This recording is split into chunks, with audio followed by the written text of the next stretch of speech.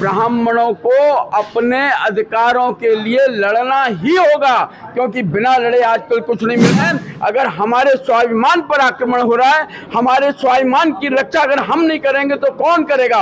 और स्वाभिमान की रक्षा के लिए कुछ भी चला जाए, हम वो चलने के लिए उसके लिए हम तैयार। भगवान ने गीता में बड़ा स्पष्ट कहा है कि अगर हम आज संघर्ष करने को तैयार नहीं है तो आने वाला कल तुम्हारा नहीं है। अगर ब्राह्मण समाज आज संघर्ष के लिए तैयार है तो आने वाला कल तुम्हारा है और तुम्हारा रहेगा। अनुपमा राज दंडोतिया वेलफेयर सोसाइटी की तो जितनी प्रशंसा की जाए उतनी कम है, क्योंकि संकट के समय में वो हर एक के साथ खड़ा है। उस समय वो जाति पात नहीं देखता। और हमारा यही कहना है कि हे ब्राह्मण, एक हो जाओ और ब्राह्मणों की एकता, क्योंकि संघे शक्ति कलयुग में अगर कुछ है तो केवल संगठन ही शक्ति है।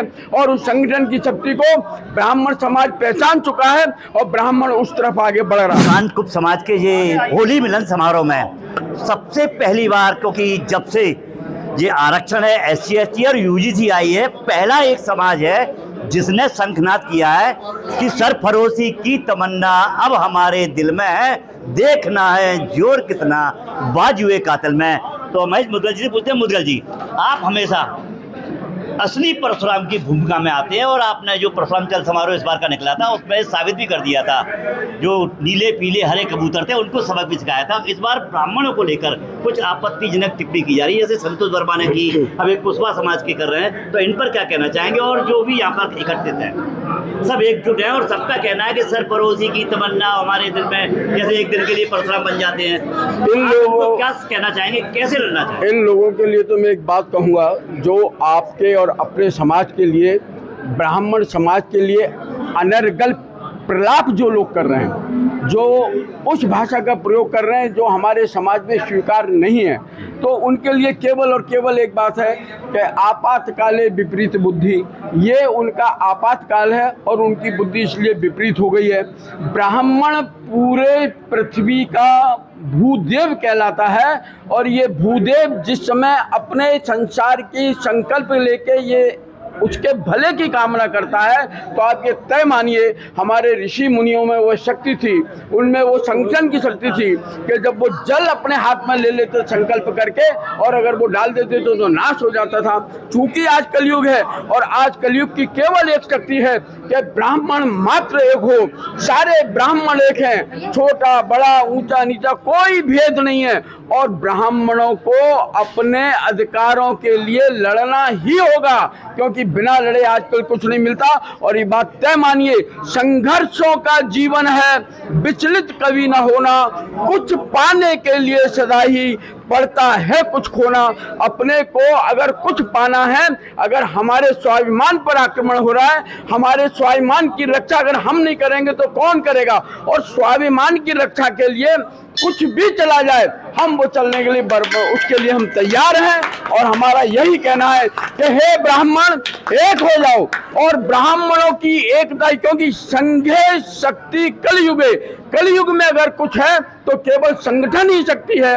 और उस संगठन की शक्ति को ब्राह्मण समाज पहचान चुका है और ब्राह्मण उस तरफ आगे बढ़ रहा है। अच्छा, एक चीज पूछना चाह रहे हैं कि शांति का बहुत पाठ पढ़ लिया, क्रांति की जरूरत पड़ गई है, क्योंकि जो देखो चाहे SC ST हो चाहे OBC हो, ब्राह्मण समाज को टारगेट कर रहा है, खास करके ब्राह्मण समाज की महिलाओं को। तो अनुपमा राय दंडोतिया वेलफेयर फाउंडेशन ने ग्वालियर से इसका एक नया संकलन किया है। वार्ड क्रमांक 5 में स्वर्ण समाज, OBC समाज, अल्पसंख्यक समाज का संयुक्त प्रत्याशी खड़ा करने की फैसला लिया है। उस पर आपका क्या कहना है, क्योंकि वोट से अब पार्टियों को सबक सिखाने की बात है। देखिए, अनुपमा राज दंडोतिया वेलफेयर सोसाइटी की तो जितनी प्रशंसा की जाए उतनी कम है, क्योंकि संकट के समय में वो हर एक के साथ खड़ा है, उस समय वो जाति पात नहीं देखता। अनुपमा राय दंडोतिया वेलफेयर सोसाइटी ब्राह्मणों के लिए अपना सर्वस्व न्यौछावर करने के लिए खड़ा है, तो उसके कार्य तो स्तुत्य हैं, वंदनीय हैं और आदरणीय, इसमें कोई दो मत नहीं और इसमें कोई लाग लपेट नहीं। हमारा कहना केवल इतना है कि यदि ब्राह्मणों को अपना अस्तित्व बचा के रखना है, यदि ब्राह्मणों को अपना खोया हुआ वैभव प्राप्त करना है, तो आज की तारीख में ब्राह्मण को केवल और केवल एक होना पड़ेगा। और ब्राह्मण अगर एक हो जाए तो फिर कोई संकट उसके सामने नहीं आता, कोई परिस्थिति उसके सामने नहीं आती। और हम तो केवल यही प्रार्थना करते हैं। देखिए, आपने जो बात बोली है कि संघर्ष, ये सत्य है।